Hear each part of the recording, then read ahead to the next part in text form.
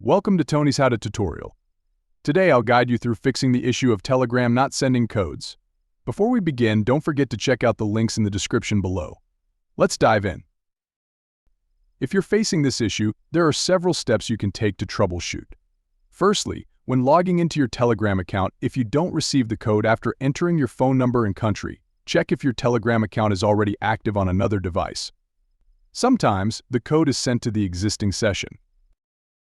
If you don't find your account active elsewhere, ensure your network connection is stable. Poor signal strength can hinder code delivery. Try moving to a location with better signal reception. Next, check for updates for the Telegram app. Sometimes, outdated versions can cause issues. Go to your App Store, search for Telegram, and update it if necessary. If the problem persists, clearing the cache of the Telegram app may help. Navigate to your device's app settings, find Telegram, and clear the app data and cache. This can resolve any temporary issues with the app. After following these steps, try logging in again to see if the issue is resolved. If you have any questions, feel free to ask in the comments section. Don't forget to subscribe for more helpful tutorials. Thank you for watching.